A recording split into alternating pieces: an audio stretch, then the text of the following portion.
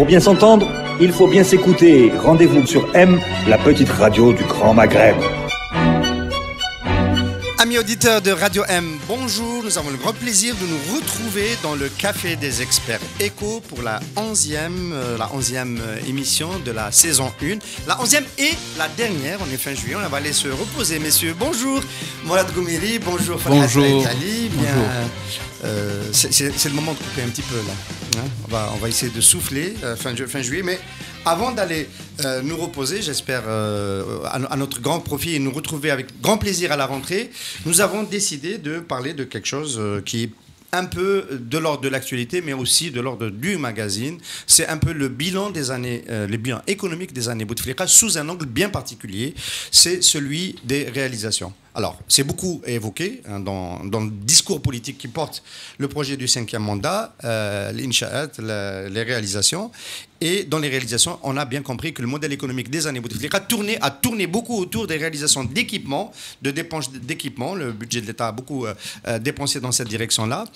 Aujourd'hui, on va essayer ensemble, messieurs, de faire le bilan de cette politique, de ce modèle de croissance, d'essayer de l'évaluer et puis de voir comment peut-il continuer ou pas, parce que nous sommes quand même encore aujourd'hui dans une continuité des années Bouteflika. Il y a ce projet de 5e mandat et on a bien senti que ce modèle était essoufflé, qu'il n'y avait plus d'argent, assez d'argent pour le porter, pour commander des équipements publics, et l'Algérie a encore besoin d'infrastructures, a encore besoin de faire le rattrapage, et donc il va bien falloir réfléchir à des arbitrages, qu'est-ce qu'il faut faire, qu'est-ce qu'il faut ne pas faire, et surtout comment faire, notamment comment financer.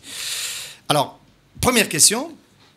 Peut-être que nous ne sommes pas d'accord, mais les années Bouteflika, ça a été beaucoup de dépenses d'équipement. Il y a eu beaucoup de réalisations. L'autoroute Est-Ouest, les rocades qui ont pris du retard, mais qui existent déjà. Le programme de logement, les transports. Il y a des angles morts aussi. Le métro d'Alger qui a été fini, l'aéroport d'Alger, la génération d'électricité. Mais ça, avec notamment le dessalement d'eau de mer, mais ça, c'est pas totalement imputable au budget de l'État, puisque c'est plutôt des entreprises et des joint ventures qui l'ont fait. Les années Bouteflika, ça a été énormément du rattrapage d'infrastructures. Alors, vous considérez que c'est un modèle qui a aidé à la croissance, vous considérez que c'est un modèle qui a fait du bien à l'économie, et surtout, est-ce que vous considérez que ce qui a été fait a été économiquement et socialement efficace? Qui prend la parole? Pour commencer, le fameux modèle de croissance, moi personnellement, je ne crois pas à la croissance par les infrastructures. Les infrastructures de base sont une nécessité pour susciter un ressort productif, un ressort de lancement d'une activité économique elle-même génératrice d'une vraie croissance. Parce que cette histoire de croissance du PIB qui est calculée, recalculée dans le monde entier, d'ailleurs sous l'égide d'économistes beaucoup plus financiers que productivistes, je trouve déjà que c'est une tromperie. Parce que si on crée de la croissance du PIB en injectant des fonds publics eux-mêmes provenant d'une rente unique, enjolivée sous différentes formes, que ce soit en taxe à l'importation ou en taxe à l'exportation sur les exportations de pétrole, ce n'est pas de la croissance. Un jour ou l'autre, ça va s'essouffler. D'ailleurs, c'est le cas aujourd'hui. Créer un ressort de croissance aurait nécessité des dépenses publiques dans des infrastructures qui étaient nécessaires de toute façon à l'arrivée de Bouteflika, qui le sont toujours, mais ça devait aller en parallèle avec des investissements qui justement étaient censés profiter de ces infrastructures. Quand on investit 16 ou 20 milliards de dollars dans le rail, c'est parce qu'on estime que ce rail-là doit servir à alimenter des zones industrielles, des zones minérales, des zones de prélèvement de matières premières et des marchés potentiels. Quand on fait une autoroute, la logique aurait voulu que des polygones industriels s'installent dans toutes les grandes bretelles, chaque wilaya, comme en Espagne, comme en France, comme partout ailleurs. Ici, ça n'a pas été le cas. On a commencé par l'autoroute sans exactement se mettre d'accord sur quoi en faire à la fin. Alors, juste une question. On peut dire que dépenser pour ces équipements-là, c'était inévitable, mais on n'a pas su en faire une économie. On ne peut pas imaginer l'Algérie de 2018 avec le parc roulant sans l'autoroute Est-Ouest. Bon, on dira qu'elle n'est pas terminée, mais on ne peut pas imaginer aujourd'hui continuer à passer par la RN4 pour aller à Oran. Donc il fallait le faire, mais le bénéfice économique escompté n'était pas là. Est-ce qu'on peut dire les choses plutôt comme ça? Je parle de l'autoroute Est-Ouest, on peut parler d'autres équipements. Hein. Oui, tu attribues un peu facilement tout cela à Bouteflika. en fait, il faut revenir aux 3 économistes et demi qu'il a ramenés avec lui, qui sont tous, puisque j'ai eu le bonheur de les connaître, et même pour certains, ça a été mes profs, théoriquement keynésiens. Théoriquement keynésiens. Donc, bon, je ne vais pas revenir sur la théorie keynésienne, mais c'est une théorie qui consiste à avoir une très forte implication de l'État dans le développement, mais qui est liée à une situation historique des États-Unis, etc. Donc, ils sont venus avec ce programme qu'ils ont baptisé, rappelez-vous, Programme économique du président de la République, hein, en 1999, et j'ai eu à étudier ce programme de fond en comble. Je l'ai lu, relu, et j'ai pris des notes, etc., etc. Et je me suis aperçu, et maintenant j'en suis sûr, qu'en fait c'était un listing de projets, soit qui existait déjà depuis le plan de Constantine de 1958, qui a donné le premier plan triennal 67-69, qui a donné le premier plan quadriennal 70-73, le deuxième, etc., etc. Donc c'est dans cette lignée qu'un certain nombre d'éléments de ce plan général s'est fait, avec, bien entendu, la prise en compte d'une demande sociale, par exemple le problème du logement. Hein, c'est une demande sociale qui est là, hein, et qu'on a laissé un peu de côté, puis à un moment donné, elle a explosé. Donc on a lancé le 1 million de logements sur un mandat. On n'a jamais fait 1 million de logements. On n'a jamais fait 1 million. Mais c'était le slogan politique à l'époque, 1 million de logements. Est-ce que quelqu'un a dit que pour faire 1 million de logements, il fallait importer du ciment, du fer, du bois et l'ensemble des intrants pour la construction d'un logement? Personne ne l'a fait. Personne ne l'a fait. Alors, une fois qu'on a lancé tout cela, mais enfin, comment on va faire pour construire? D'abord, est-ce que nous avons les bureaux d'études? Nous avons les bureaux d'ingénierie, les architectes, les ingénieurs. Hop, il n'y a pas. Hop. Qu'est-ce qu'on fait?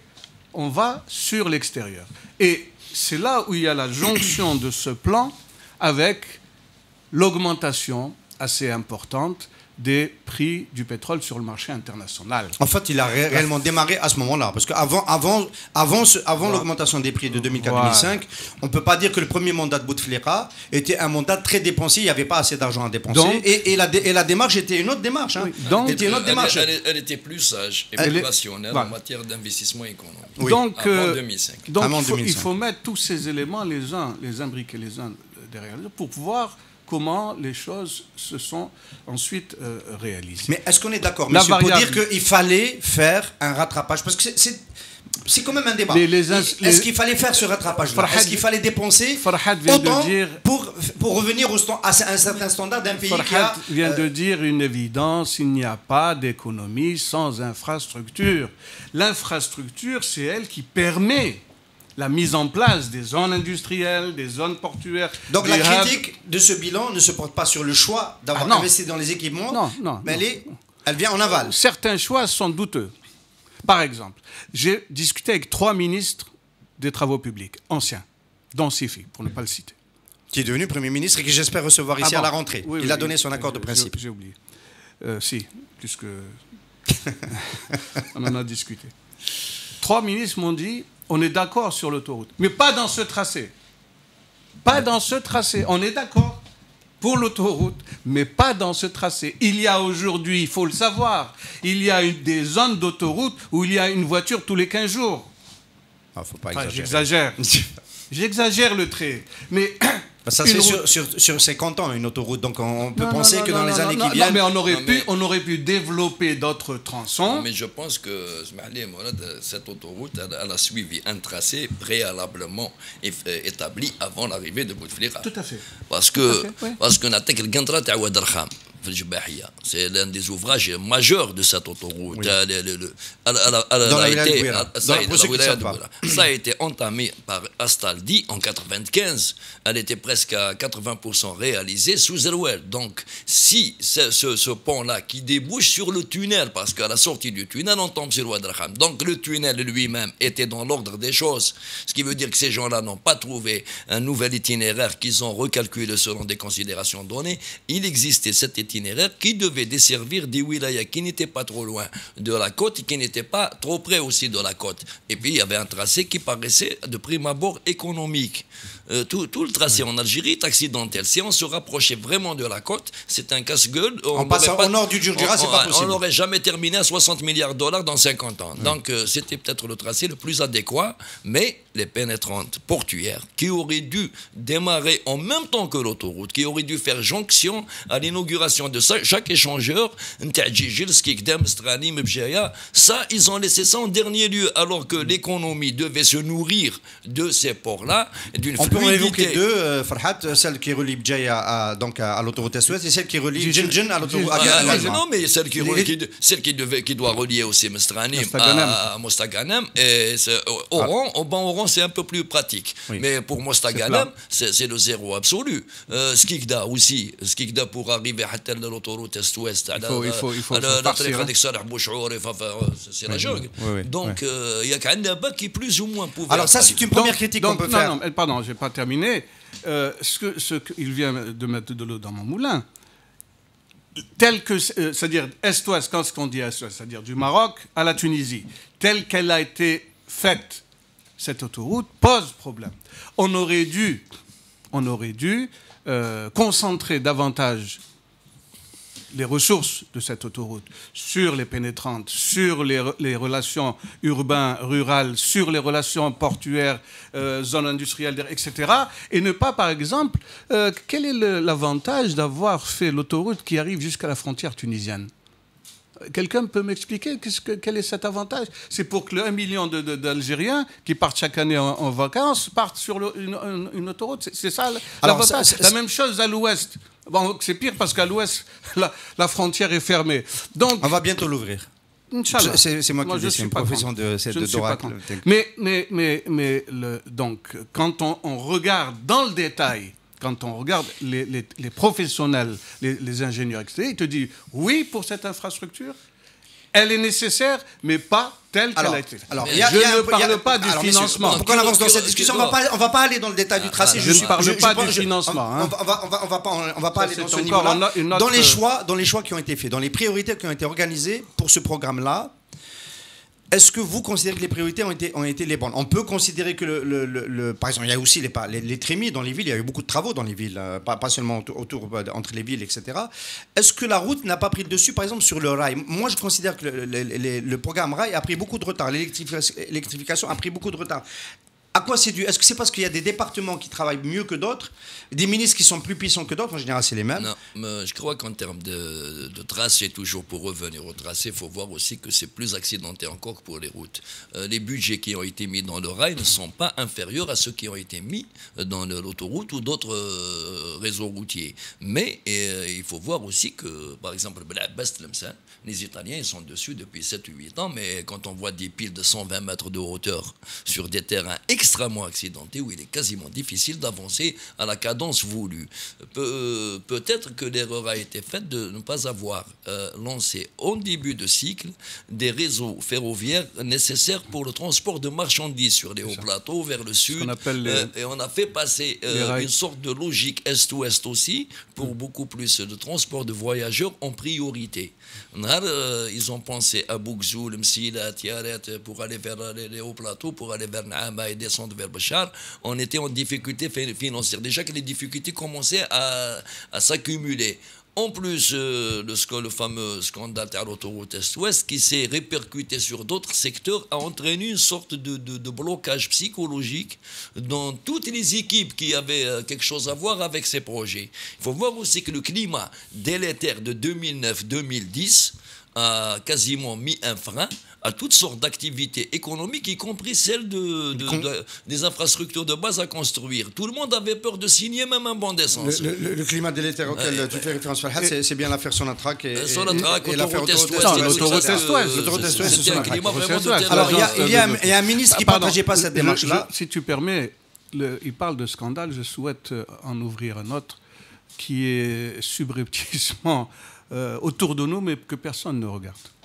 Ce sont les aéroports et cette espèce de tous les 200 km, on fait un aéroport pas pour les petits cargos, mais pour les grands, et si possible international. Imagine le C'est cible international. Le dernier en date, c'est Sétif, c'est à Ain Arnat, donc c'est juste à côté, c'est une base militaire, aéroport. Alors regardez le tronçon de Est et le tronçon, tous les 200 km, vous avez un aéroport. Hein.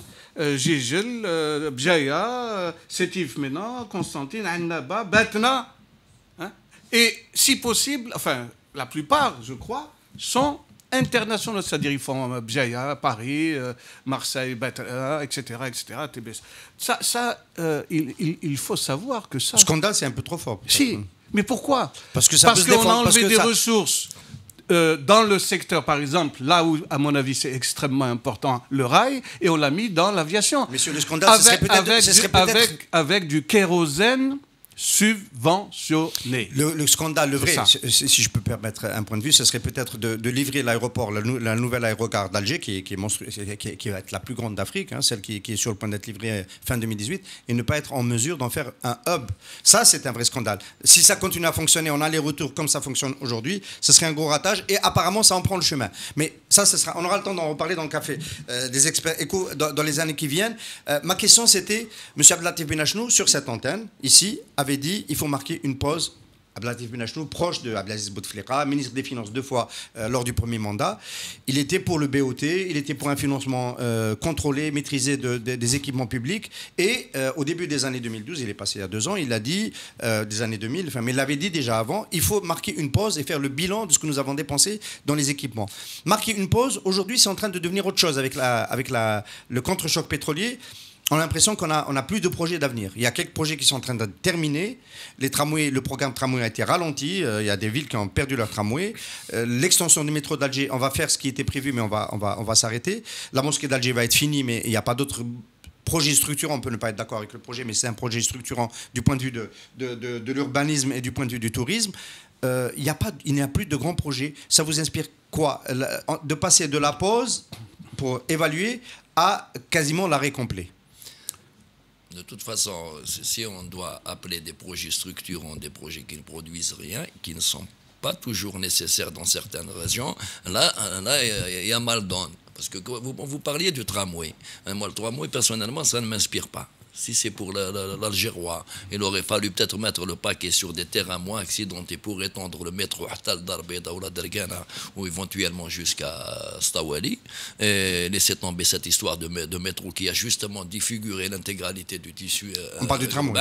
Du tramway, c'est le tramway qui a défiguré. Et voilà, mais pour certaines zones roulées, le tramway, il faut Djelfa. Et Djelfa, ça a d'autres nécessités, subhanallah. Le tramway de Djelfa, c'est une blague de mauvais goût. Les gens là-bas, ils ont des coupures d'eau quasi quotidiennes, il y a des problèmes routiers. Ils sortent du tramway, ils sont en hofra. C'est pas un projet structurant, ça structure peut-être les poches de certains. Donc, bienvenue à la crise. Ça me rappelle. On y est déjà maintenant. Non, mais je veux dire, c'est une bonne chose qu'on n'ait plus les moyens de faire des extravagances. Quelque part, certains, quand ils sont riches, ils deviennent dangereux. Ça me rappelle, rappelez-vous de Chadli quand il avait dit un manège par wilaya. Vous vous rappelez? Pourquoi pas? Pourquoi pas? On y est de toute façon. Un manège par wilaya. Donc ça, c'est la même chose. Un tramway par wilaya. C'est des espèces d'expansion comme ça d'un certain nombre, sans qu'on regarde l'utilité, la valeur. Est-ce que c'est urbainement parlant, etc. Non. Il y a un aéroport là, on veut un aéroport ici. Il y a un tramway ici, on veut un tramway, etc., etc., etc. C'est comme ça qu'on a réagi. On a réagi comme des gens gâtés, comme des riches. Monsieur, la pause était nécessaire. Donc, la pause pour réfléchir sur le plan d'équipement était nécessaire. M. Benachnou disait, il va falloir rentabiliser ces infrastructures. On y arrive. À mon avis. Deuxièmement, puisque c'était lui le comptable, les sous, c'était sous sa responsabilité, il voyait que la répartition du dinar dans ce genre d'infrastructure n'était pas optimale. Donc c'était politiquement... D'ailleurs, il a payé cher, cette phrase. Il a 2 phrases qu'il a payées très cher. Les banques sont un danger pour la sécurité nationale du pays, il a dit cela, et il faut faire une pause. Ces 2 phrases, bara. On l'a mis ensuite comme conseiller, c'est poste de garage, etc. Donc, oui, il faut faire une pause. Mais pas forcer tel qu'on l'a fait aujourd'hui. Aujourd'hui, on n'a pas fait de pause. On a été obligé. Rappelez-vous que celle-là, elle disait, il n'y a pas de crise. Il n'y a pas de crise dans ce pays. Hein, bon. Ensuite, on va commencer à réduire ce qui est inutile. Ça veut dire qu'il y avait des choses inutiles. Et enfin, on a arrêté des chantiers avec tous les contentieux avec les entreprises étrangères que cela subodorait. Parce que quand vous arrêtez comme ça un chantier, quelqu'un qui a un marché signé, etc., du jour au lendemain, vous lui dites on l'arrête. Bon, mais vous dites, monsieur, d'accord, mais hey, la facture, il faut la payer. Hein. Voilà, à mon avis, le propos de Benachnou, comment il faut l'interpréter. De toute façon, les réalisations sur fonds publics dans tous les pays du monde, elles finissent toujours par subir les aléas des intérêts particuliers, des intérêts privés parfois malsains. Même en France ou en Angleterre, on n'a jamais vu un chantier public se terminer de manière tout à fait clean. Mais dans les pays du tiers-monde, alors des chantiers réalisés sur fonds publics et financés par la trésorerie centrale, souvent de l'État, de manière, je dirais, discrétionnaire, ça entraîne toujours des retards de réalisation. D'ailleurs, on a perdu autant avec les retards qu'avec les commissions, rétrocommissions, les combines en tout genre. Elles nous ont fait perdre peut-être la même chose que les retards, parce qu'un contrôleur financier, parfois méfiant, lire les 7 jours des entreprises qui sont sur site, eh ben, à la reprise, vous allez vous rendre compte que sur ce chantier, vous avez payé le double. Donc les surcoûts, émanent du fait déjà que les études de départ étaient empiriques, les avenants étaient prévus déjà, les révisions chez certains étaient autorisées, mais chez d'autres, ça nous a créé de gigantesques litiges sur des projets qui auraient pu Alors, être une des faits. manières de générer une économie, entre guillemets, avec des équipements qui ont été réalisés pendant cette période-là, c'est de les faire payer par les usagers, c'est une option. C'est une option qui est en train de se mettre en place pour l'autoroute Est-Ouest. Je ne sais pas si vous avez vu, mais les gares de péage sont en train d'être construites. Et je pense qu'en 2019, on paiera. Là, c'est constitutionnellement, là, je ne suis pas d'accord. Alors voilà, c'était ça la question. On ne fait pas payer 2 fois la même chose. En ce qui concerne l'autoroute, c'est 3 fois pour nous, hein, parce que 2 fois déjà, c'est le prix. Multiplié par 2, en France, Sarkozy, les autoroutes du général de Gaulle sont gratuites parce que c'est constitutionnel. On ne paie pas 2 fois la même chose. Ah non, attendez, messieurs, le péage sur l'autoroute, c'était avant Sarkozy en France. Non, Vinci avait des concessions.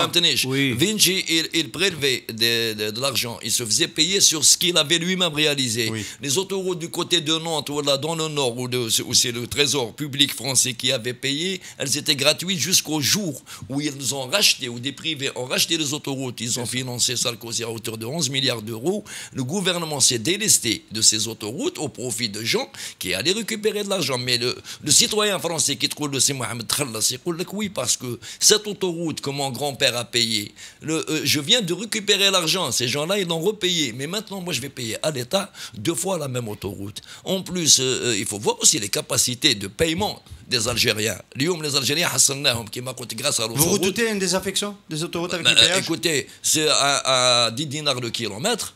On n'est pas sorti de l'auberge. Non, c'est 3 dinars de kilomètre. Maintenant, c'est 1200 dinars. Non, ça commence à la fronde. La gare de péage commence à la fronde. Elle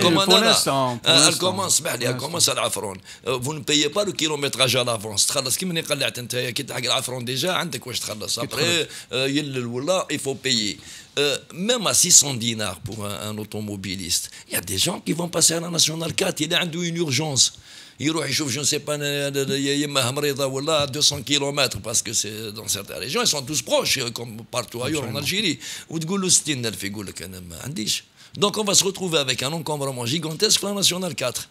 On a poussé un peu ce qu'on constate au Maroc, quand on circule sur les autoroutes marocaines. Même en Espagne. La A343, la nationale 343, en Espagne, mais ceux qui n'ont pas beaucoup de sous, mais ils روحش على بيني يدورموا la Valence, يروح يتبع في الشجر هذوك, mais quand ils sont nombreux, تجيب شهر ثم ça c'est humain. Oui, c'est normal. C'est un arbitrage de consommateurs. Voilà, et le pays mais alors comment entretenir ces équipements si on n'introduit pas de l'asset management, parce que ça s'appelle comme ça, de l'asset management? Comment on peut les entretenir dans la durée, parce qu'il faut les faire vivre dans la durée. Mais c'est au départ qu'il y a un vice de forme. Comment on peut le faire? C'est au départ qu'il y a un vice de forme. Est-ce que vous saviez que l'autoroute, on avait une proposition de On peut parler des aéroports aussi, hein, l'aéroport d'Alger, voilà, on ne va pas rester que sur l'autoroute. Mais les Indonésiens nous ont proposé un BOT.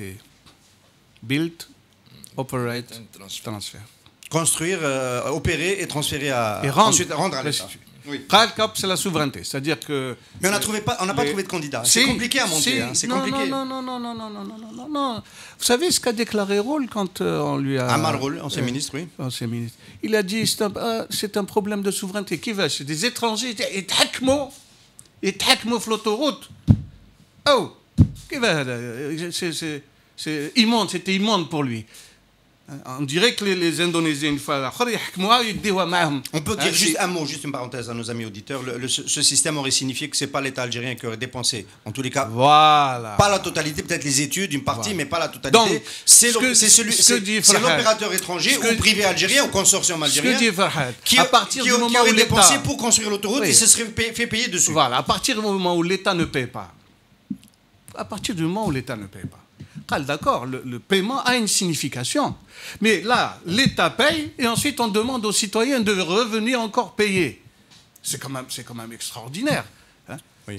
Et la tarification, normalement, elle doit être modulaire. Et même par catégorie. Parce qu'il y a le civil qui a sa voiture. Et les transports en commun. Est-ce que quelqu'un à moins qu'on interdise ou là que les transports en commun ne passent pas par les autoroutes. Sinon, il va falloir qu'ils payent les transports publics, hein, etc. Les transports de matériel ou de marchandises, la même chose. S'ils prennent l'autoroute, ça va faire un coût additionnel sur le prix du transport comme élément économique.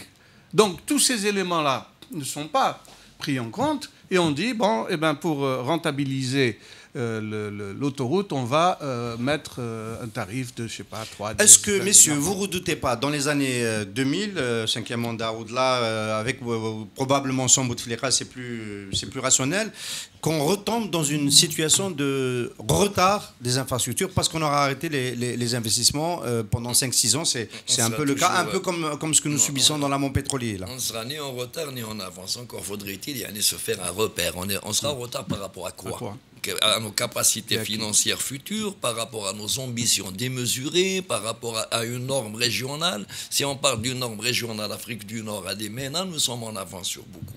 Si on parle d'une norme universelle, nous serons toujours en retard. Nous ne sommes pas un pays apte. Ce n'est pas avec 160 milliards de PIB approximatifs et encore temporaires qu'on va se mettre à niveau avec des gens qui font de 3 000 milliards de dollars de PIB quasi permanent. Donc, nous serons en retard si nous avons un plan précis pour des réalisations précises qui tendent à créer une économie productive, une économie apte à créer de la vraie croissance. Oui, peut-être que dans 5 ans, on n'aura pas les moyens de faire ce qu'on aurait dû faire. Donc on oublie le pont au-dessus de la baie d'Alger? Pourquoi faire le port? Ouais. Mais la prochaine équipe qui va gouverner le pays, elle aura besoin d'un projet. Pour aller manger c'est quoi? Pour aller manger des brochettes. Il n'y a même plus de brochettes, de toute façon. Donc, il y a quelqu'un qui a une idée aussi fumeuse pour en faire quoi? Attendez, c'est des architectes respectables qui l'ont eu. Hein. Oui, non, mais des architectes. des fantasmes des architectes. C'est pas sorti de la tête de Yahya. Je vous rassure tout de suite. Un architecte, il a le droit d'avoir les rêves les plus beaux, les plus roses, les plus fumeux. Ceci dit, quand ça passe au trésor, ça devient plus que fumeux, ça devient fumant. Non, ça sera un pont à péage, comme à péage. construit par un consortium de boîtes privées. الناس راهي اللي تريسكي فتره موين تاع درقانه يخلص لك فرقان درهم تاعك انت يعني بتروح لوجيك ça tient pas là où le retard aurait pu être comblé, ça n'a pas été fait, c'est dans l'infrastructure de communication. C'est la tâche noire. L'économie numérique. C'est la tâche noire. Vous savez parce que ça, c'est la compréhension de l'équipe de Bouteflika qui fait date. Voilà, les infrastructures aujourd'hui, ce qu'on disait en début d'émission, plus personne ne regarde ce niveau-là parce que c'est nécessaire, tout ce qui est physique. Mais aujourd'hui, c'est la première chose qu'on regarde. C'est la collectivité, le système financier. Tous les clans sont d'accord dans le système pour avoir une allergie au numérique. Pour la simple raison que le numérique dit transparence et la transparence est l'antithèse de ce système. C'est tout. C'est tout. On ne peut pas concevoir qu'on a mis autant d'argent. Et pas un seul data center en Algérie. Peu importe où il y a eu un investissement colossal. sauf, comme par hasard, dans les infrastructures de communication, alors que nous allons vers un monde, vers une économie de la communication, une économie numérique. C'est terrible. On a tout dit quand on a dit ça. Effectivement, le grand ratage des années Bouteflika, c'est de ne pas avoir compris que dans le 21e siècle, l'infrastructure se conjugue au numérique. On est complètement d'accord sur cette question-là. Le mode de financement, il n'y a pas d'argent, il va falloir continuer à investir, il y aura toujours un retard. La connectivité de l'Algérie au reste du monde pose problème. On a raté Djenjen. On pensait que ce serait le port en eau profonde, le port d'éclatement du futur. Bon, on l'a raté. On l'a raté, mais on peut encore le rattraper. On l'a donné à Dubaï Port, mais on n'a toujours pas fait le grand port d'éclatement qu'on voulait faire. On a donné aussi le terminal d'Alger, le terminal conteneur à Dubaï Port. Dubaï Port, 4e opérateur mondial au moment où il est arrivé à Alger. Le port à Hamdania réinvente le BOT avec les Chinois. Est-ce que c'est le modèle de demain pour les grandes infrastructures? Est-ce que c'est une bonne idée? Bon, l'idée, je l'ai soutenue depuis le début, mais parce qu'elle était initiée déjà au départ par les Chinois, non pas par les Algériens. Complètement. Parce que si c'était les Algériens qui avaient eu cette idée du port de Hamdania et sollicité d'autres formes de financement, ça serait peut-être intelligent, mais ça serait peut-être suspect aussi quant à la finalité de ce port. Maintenant, les Chinois, ils ont leurs propres intérêts. Ils ne sont pas venus le faire parce qu'ils nous aiment particulièrement là, mais parce qu'ils veulent un hub qui ne leur échappe pas en Méditerranée du Sud. Tanger Med, il a ses propriétaires. Exact. Donc, eux n'ayant pas de position dans la région, ils se sont dit qu'il y avait maintenant un pays à côté qui pouvait offrir des possibilités pour le même hub à condition d'y mettre le prix. Ça, c'est plus qu'intelligent. Parce que chaque fois que les Chinois investissent dans ce genre d'infrastructure, ils reproduisent le modèle de Shanghai. La route de la soie. Donc ça fait sens. Oui, et leur manière de gérer, bien sûr, à condition que les entreprises portuaires sources locales ne mettent pas leur nez. Parce que on est mal parti. Comment les entreprises portuaires se conduisent. Et à condition qu'il y ait une sorte de zone franche annexe dans laquelle les lois algériennes s'appliquent, mais pas par l'intermédiaire du fonctionnaire algérien. Donc les intrusions extra-légales, mais donc si on arrive à faire cette formule-là et à laisser les Chinois travailler, bien sûr ils vont le faire dans leur intérêt, mais qui est le nôtre par la même occasion. Parce qu'une fois qu'on devient un hub, même si on devait le racheter plus tard, le port en coupant le BOT à mi-chemin, supposant maintenant on peut récupérer. On aura une expérience, on aura un positionnement en Méditerranée en face du port de Valence. On aura déjà acquis une entrée dans le know-how de la gestion des grands hubs portuaires. Je voulais juste rappeler une chose, parce que les gens peut-être ne le savent pas. Le port de Djenjen n'a d'existence financé par la Banque mondiale que parce qu'on avait prévu la sidérurgie, le pôle sidérurgique de Gisle. De Bellara. Mais c'était logique. Les gens de la Banque mondiale ont dit OK, vous allez faire il faut un port, et la sidérurgie a été enlevée et le port a été construit. Donc on a un port un peu par défaut. Donc ensuite, qu'est-ce qu'on va en faire? C'est quand vous taillez un port à partir d'une sidérurgie, vous faites des calculs et vous dites, bon, il y a tant de charbon qui rentre, tant de coke, tant d'acier, tant de ceci, tant de cela, et vous taillez votre port à la fonction. À partir du moment où le projet initial, structurant, qui obligeait à faire le port, n'existe plus, ou en tous les cas, on n'en parle plus, voilà encore un autre projet qui est resté en suspendu, le port, lui... Et là, il est construit et on sait pratiquement plus quoi en faire. À un moment donné, on avait fait stationner des véhicules. On l'avait spécialisé. On avait interdit les véhicules dans les ports d'Alger.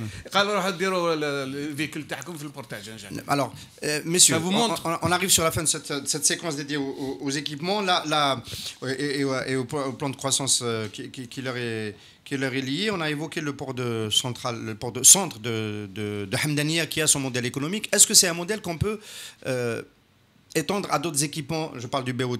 Bon, là, c'est les Chinois, c'est un partenaire solide. Est-ce qu'on peut, par exemple, la nouvelle rocade autoroutière des hauts plateaux est en difficulté? Est-ce qu'aujourd'hui, on peut basculer sur un projet? Est-ce qu'elle est économiquement bancable?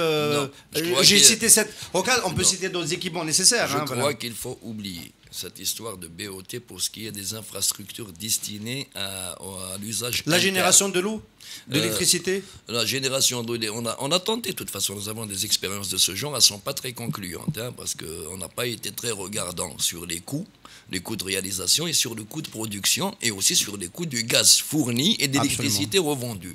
Il y a des tas de litiges là-dessus. Là, je crois qu'il faudrait éviter ce genre de formules quand elles ne sont pas vraiment étudiées en matière de budget. Si on évite ce genre de formule, ça veut dire quoi? Ça veut dire qu'on se retourne vers le financement multilatéral classique. On va aller voir la Banque africaine de développement. Il est préférable. On va aller voir la Banque mondiale. Il est préférable. Tant qu'on a encore, on présente quelques garanties, parce que je commence à voir notre note souveraine se dégrader de plus en Ahmed Ben plus. Bitour a dit il y a 15 jours à votre place que l'Algérie ne pourrait plus rien lever à l'international. Il est peut-être trop pessimiste. Non, il n'est pas trop pessimiste.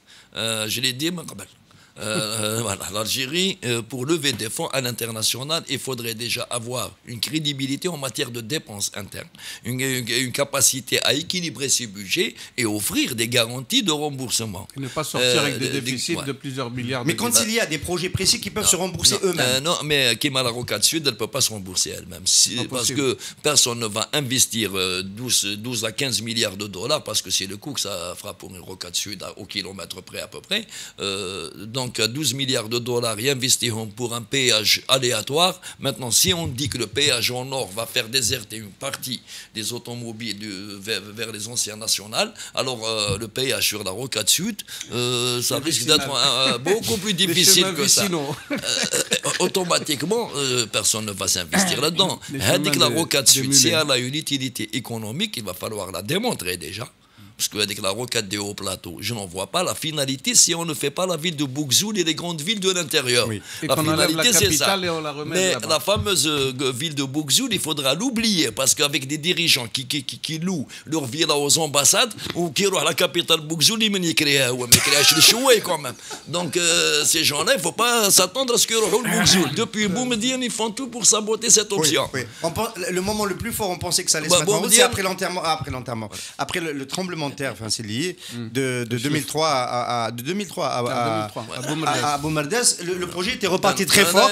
C'est un grand équipement. Une nouvelle ville, c'est un grand équipement. C'est un serpent de mer que personne ne verra jamais. Et beaucoup d'argent est parti à Bougzoul. Plus de 500 millions de dollars ont été dépensés avec les Sud-Coréens. Oui. Mais jusqu'à présent, l'idée d'aller à Bougzoul, elle leur donne l'urticaire. Mais à Bougzoul, Madrid, au centre, Paris au centre, c'était quelque chose de stratégique. On ne met pas sa capitale en façade maritime. La dernière fois qu'on s'est fait coloniser, on s'est fait bouffer en quelques jours parce qu'on a la plage. Brasilia. La Brasilia, enfin, la plupart des grandes capitales, Moscou n'est pas en bord de mer. Mais maintenant, on est l'ami de tout le monde. Grâce à Bouteflika, donc on risque pas de se faire. Non, c'est pas une question d'amitié. On devient un bon gibier. Un bon gibier n'a pas d'amis. Voilà, je me rappelle plus quel chef politique israélien, des juifs, le sentiment le plus permanent chez l'être humain, c'est la peur. Ce n'est ni l'amitié, ni la gratitude, ni... Si vous faites peur, vous survivrez. Si vous n'êtes pas facile à consommer, vous survivrez. Sinon, vous passez à la casserole. Donc, ils sont royalement de notre sécurité potentielle. Au club départ. En plus. Donc, on est d'accord. Le BOT, ça ne va pas marcher sur la Rocade des hauts plateaux. On l'a très bien compris avec le discours fleuri de notre ami Farhat. Est-ce qu'il y a d'autres équipements qu'on peut banquer, qu'on peut faire prendre en charge par de l'argent privé? Privé national, oui, local. Privé. Privé national. National, privé. Mais le privé national. Vous lui dites le programme des stades. Est-ce qu'on ne peut pas faire porter avec aujourd'hui notre faire construire des stades? Avec notre argent, ils n'ont pas terminé les stades. كيفاش تحب يكملهم لك بدراهم déjà بدراهمك راه راقد في الطريق. Vous connaissez des privés en Algérie prêts à s'aventurer dans ce qui est toujours à l'arrêt. Non, qui va finir bientôt. Le BOT avec déjà en France, je me rappelle plus, je connais Srozi Wakil, il donne un truc un stade avec Arena à Nice. Voilà, mais c'est une catastrophe, c'est une calamité. Maintenant, c'est la Cour des comptes qui leur colle au basket.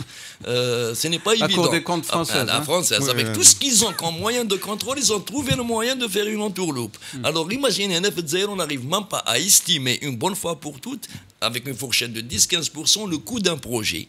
Mais qu'un projet قلب 1 ou ما كملش avec un coefficient de 2 ou 2,5. À partir de là, essayer d'estimer un financement propre. Alors, en plus, ça veut dire quoi? Ça veut dire là, vous avez fermé toutes les portes. Mais ça veut dire qu'on va finir par continuer à dépenser à l'ancienne. C'est nous qui les avons fermés. Il reste l'endettement extérieur. Non, il reste l'endettement extérieur. Autorisation d'ouverture de chantier, de trésor public, hors de service, on est dans... Non. De toute façon, les stades, ce n'est pas rentable. J'ai cité les stades pour ne pas rester que sur l'autoroute. Est-ce que nous avons investi dans des hôpitaux de qualité? Par exemple. Et bien, les hôpitaux, c'est rentable, parce que si on introduit ici n'importe quel organisme spécialisé dans la médecine payante, qui m'a déroulé les Tunisiens avec de petites cliniques, ils ont... Maintenant, c'est les Algériens qui vont en Tunisie se soigner. Si on avait réussi à faire de grands complexes locaux, on pourrait attirer les gens, parce que les Algériens, que ce soit directement ou à travers leurs organismes sociaux, ils ont les moyens de payer ces hôpitaux. Une médecine payante de qualité. Les gens auraient investi leur argent. Les locaux, là, on a investi aux cliniques et les hôpitaux publics. Ils auraient pu être suivis par d'autres à l'international. Mais investir dans des choses qui ne rapportent pas et qu'on est obligé de toute façon de sous-payer, personne ne risquera son argent. Il faut classer pratiquement les niches d'investissement sur lesquelles il peut y avoir du BOT, sur lesquelles il peut y avoir des financements internationaux. Aujourd'hui, l'Algérie, certains projets, même la Banque mondiale, et il faut qu'on rentre dans une logique internationale, ne serait-ce que le bassin méditerranéen. On a l'impression que l'Algérie vit en autarcie. Hein, c'est un bloc... non, l'Algérie vit dans la Méditerranée occidentale. J'en parlais il n'y a pas longtemps sur le projet 5+5, en termes de sécurité et de défense.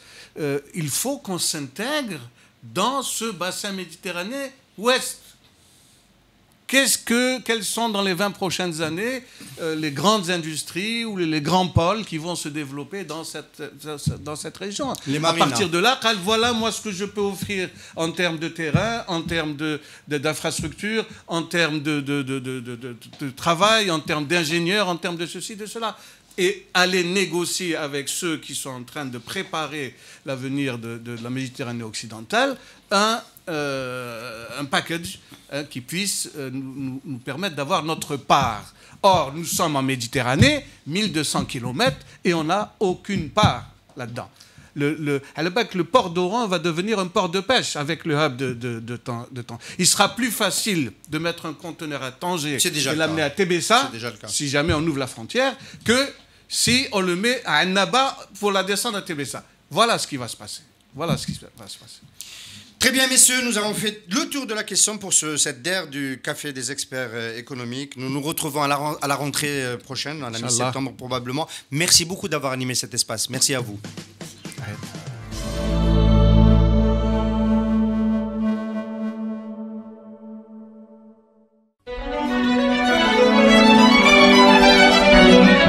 Pour bien s'entendre, il faut bien s'écouter. Rendez-vous sur M, la petite radio du Grand Maghreb.